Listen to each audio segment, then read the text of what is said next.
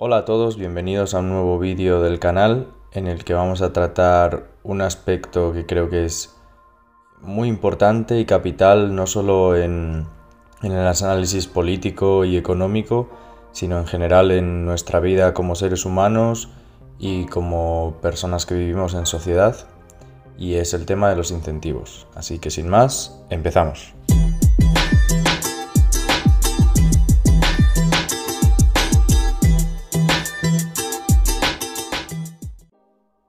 Para entender cómo funciona el ser humano en sociedad y, por tanto, qué sistema es más pertinente y beneficioso para todos, hay que entender bien un concepto que es clave: los incentivos. El ser humano es un ser social por naturaleza, pero también por conveniencia. Cada persona tiene unas necesidades más o menos específicas que por lo general no sería capaz de producir por sí misma, y por tanto de satisfacer por sí misma. Incluso para simplemente poder sobrevivir, siempre hemos tenido que organizarnos en pequeñas sociedades de grupos reducidos y habitualmente aislados entre sí, como las tribus. En estos pequeños y aislados grupos, la colaboración entre individuos del grupo aseguraba de mejor o peor forma su supervivencia individual, así como la supervivencia intergeneracional al reproducirse, criar y alimentar a sus crías. Esta estructura social básica es una estructura que nos permitió conservar la especie. Sin embargo, la calidad de vida de sus miembros era tremendamente baja. Su vida se basaba en sobrevivir, ya que la cantidad de bienes y servicios distintos que se producían y que por tanto se demandaban era tremendamente escasa, y la calidad de los mismos era muy baja. Además, como ya hemos dicho, esta producción se centraba en asegurar la supervivencia del grupo, es decir, en proporcionar principalmente alimento y seguridad. En economía esto se mide con el concepto de riqueza. Por lo tanto, este tipo de sociedades son sociedades tremendamente pobres, y esta extrema riqueza ha sido la condición natural del ser humano durante toda su historia hasta hace apenas 3 siglos. Para ver qué es, por el contrario, una sociedad rica, solo tenemos que ver las sociedades actuales, sobre todo en Occidente. En nuestras sociedades, las personas tienen acceso a un sinfín de bienes y servicios que demandan para mejorar su calidad de vida o satisfacer sus necesidades, sus gustos o sus caprichos. Nuestras sociedades son capaces de producir todos esos bienes y servicios de forma que la mayor parte de la población tenga acceso a ellos, en un complejo entramado descentralizado de relaciones, transacciones y acuerdos comerciales al que llamamos mercado. Pero, ¿qué permite que nuestras sociedades gocen de esa enorme capacidad y calidad de producción que satisfaga nuestras demandas a niveles nunca antes vistos en la historia de la humanidad? ¿Cuáles son las claves que logran que esto sea así y que haya cambiado tanto respecto a lo que teníamos antes? Pues hay una clave fundamental para entender esto, que es los incentivos. Queda claro que para poder satisfacer nuestras necesidades con una calidad y un abanico de posibilidades creciente, un individuo necesita de la colaboración del resto. La capacidad que tiene un individuo concreto para producir bienes y servicios por sí mismo es muy limitada, no solo por nuestras propias capacidades, sino también por el tiempo del que disponemos en nuestras vidas, el cual es limitado.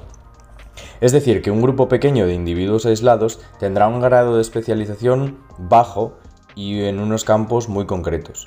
Es decir, que serán capaces de producir muy poca diversidad de bienes y servicios y con una calidad muy baja. En este caso, diríamos que esta sociedad tiene una economía muy poco diversificada y con muy bajo grado de especialización. La diversificación te da cuántos bienes y servicios distintos se producen, y la especialización te da la calidad de los mismos. En el ejemplo de las tribus que pusimos al principio, su especialidad sería la búsqueda de alimento y la protección de su tribu. Como su productividad y especialización es baja, producir esto consumía todo su tiempo, haciendo que no se diversificase la economía y que su especialización en estos limitados ámbitos fuese muy gradual y lenta. Entonces, una de las claves principales es conseguir que todas las personas se coordinen y colaboren entre sí para producir bienes y servicios que el resto demande con la calidad adecuada, en la cantidad adecuada y en el tiempo y en el entorno adecuados. Pero para esto se debe traspasar dos barreras muy importantes. Una es la comentada anteriormente, es decir, conseguir que el tiempo requerido para satisfacer estas necesidades de supervivencia se reduzca lo suficiente como para permitir que se produzcan otras cosas, es decir, que florezcan nuevos mercados. Esto se consigue aumentando la productividad. Dejaremos para otro vídeo explicar más en detalle cómo se aumenta la productividad, ya que es una condición necesaria y fundamental para tener una sociedad rica. Pero resumiéndolo mucho, la productividad se aumenta capitalizando la economía, es decir, con una inversión en bienes de capital que a su vez viene del ahorro. Cuanto más capital tiene una economía, más productiva es esta y por tanto más rica es. Para entender esto podemos volver al ejercicio anterior. Cuando una tribu empezaba a usar herramientas en la agricultura, la productividad de esta aumentaba, es decir, se requiere menos trabajo para producir una determinada cantidad de alimentos. Estas herramientas, por lo tanto, son bienes de capital. La otra barrera a superar es conseguir que más personas convivan y colaboren en una misma sociedad o que varias sociedades colaboren entre sí. Para esto es fundamental que existan unas estructuras sociales que mantengan la paz entre los grupos y los individuos, así como que vehiculen los acuerdos y la coordinación entre los mismos. Esto se logra a través del derecho y de otra serie de instituciones formales y no formales que generen el entorno de estabilidad y cooperación necesarios. Entonces, volviendo a la cuestión anterior, ¿cómo coordinamos a tanta gente para que satisfagan sus necesidades entre sí en tiempo, forma y cantidad y calidad? La clave está en los incentivos. El ser humano funciona por incentivos. Imagínate que tú estás tirado en tu sofá cómodamente sin necesidad de nada. Obviamente nuestra búsqueda de la mínima energía va a hacer que no te muevas de ahí. Total, ¿para qué? ¿Qué incentivos tienes para moverte, verdad? Ahora imagina que de repente te apetece una Coca-Cola que tienes en la nevera. Te apetece mucho. ¿Qué haces? Pues te levantas hasta la nevera y la coges. Ahora sí que tenías un incentivo para levantarte. La Coca-Cola, que a su vez fue generado por una necesidad, beberla.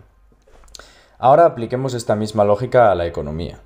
Imaginemos que yo tengo una necesidad concreta que yo no soy capaz de autosatisfacer, pero que hay otra persona o grupo de personas que sí saben hacerlo.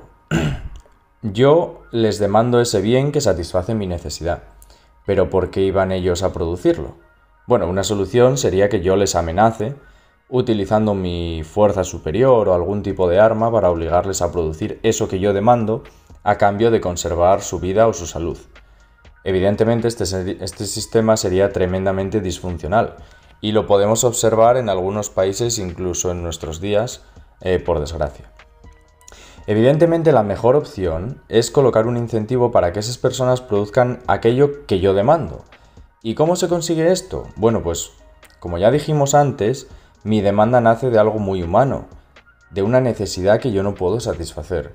De modo que podemos asumir que ellos también tendrán alguna necesidad que ellos no podrán autosatisfacer tampoco. Por lo tanto, una opción sería que yo produzca el bien que ellos demandan y lo intercambie por el que yo demando de ellos en una proporción que represente nuestras valoraciones subjetivas de esos bienes en el momento del intercambio. De modo que bajo este marco de relaciones entre personas, yo estoy obligado a producir algo que otros demanden para que otros produzcan algo que yo demando, generándose así un intercambio voluntario que ha de ser mutuamente beneficioso por definición. Es decir, que yo valoro más lo que ellos producen y me entregan que lo que yo produzco y les entrego. Si no, evidentemente el intercambio no tendría lugar. Obviamente los intercambios no son directos, es decir, que es muy poco probable que yo produzca algo que la otra persona quiera intercambiar por aquello que yo le demando. De ahí la existencia del dinero como medio de intercambio indirecto. Si multiplicamos lo descrito en este ejemplo por un montón de personas y de intercambios mutuamente beneficiosos, generamos una red interdependiente que satisface las necesidades de sus componentes entre sí y por tanto aumenta su riqueza. Sin embargo, este ejemplo también nos da pie a comentar otro aspecto fundamental, la información. Cambiemos un detalle del ejemplo que acabamos de dar e imaginemos que yo no conozco al grupo de personas que producen lo que yo necesito y que por tanto no tengo a quién demandarlo. Además, es posible que como ellos no son conscientes de mi demanda, su producción no esté ajustada a la demanda real que hay en el mercado. Esta asimetría de información frena los intercambios, disminuyendo la eficiencia y la generación de riqueza en la economía. Pero también hay otros problemas de información que resolver, como por ejemplo, cómo saber qué se ha de producir, de qué manera, a qué precio, en qué cantidad, con qué calidad, en qué momento, etc. Es decir, dónde colocar los recursos que tenemos y que son limitados y de qué forma emplearlos para satisfacer nuestras necesidades en cada momento. Esta es una información que está dispersa entre los individuos que conforman esa economía y que va cambiando continuamente. El principal mecanismo para coordinar esta red de información dispersa y cambiante y de comunicar eficientemente las preferencias y demandas de sus individuos con sus potenciales productores es el sistema de precios, como ya hemos comentado en varios vídeos del canal. Los mercados bursátiles son otra increíble herramienta de transmisión de información dentro de la economía, así como Internet, que ha supuesto una disrupción gracias a su capacidad para mejorar la agregación de esa información dispersa, haciéndola disponible y conveniente, lo que, por ejemplo, ha permitido crear nuevos mercados basados en la opinión de terceros o en la intermediación llevada a su máximo esplendor.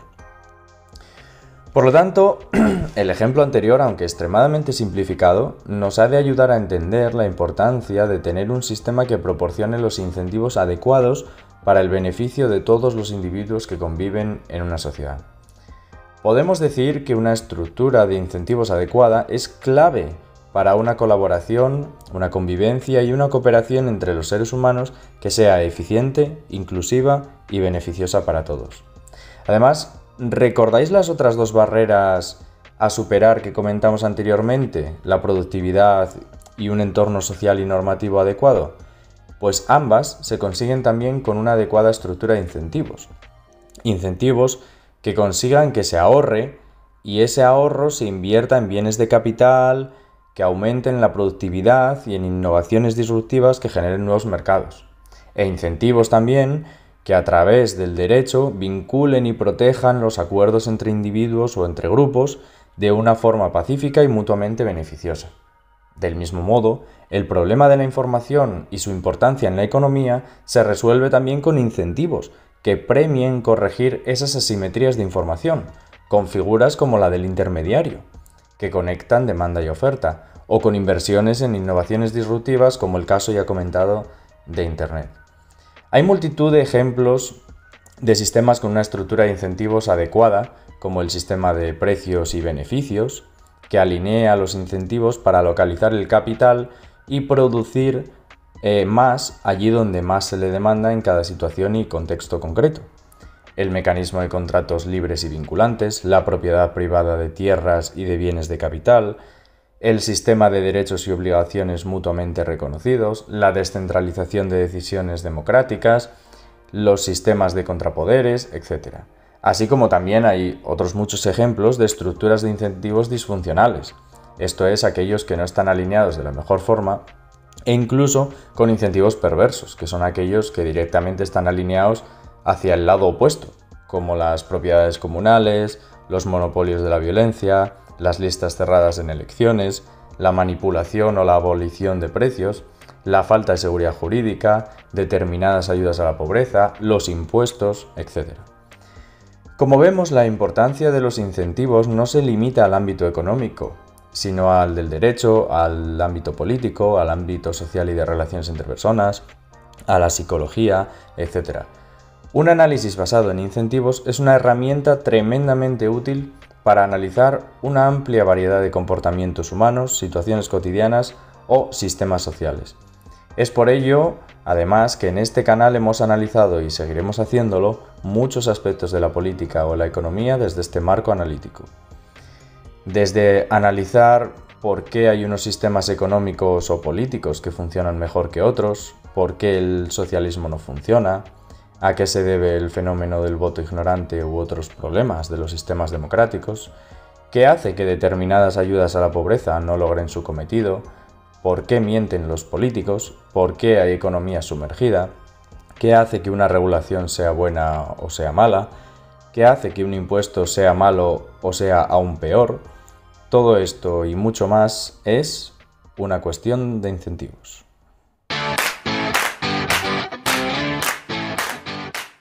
Si os ha molado el vídeo, dadle a like y compartirlo con vuestros amigos.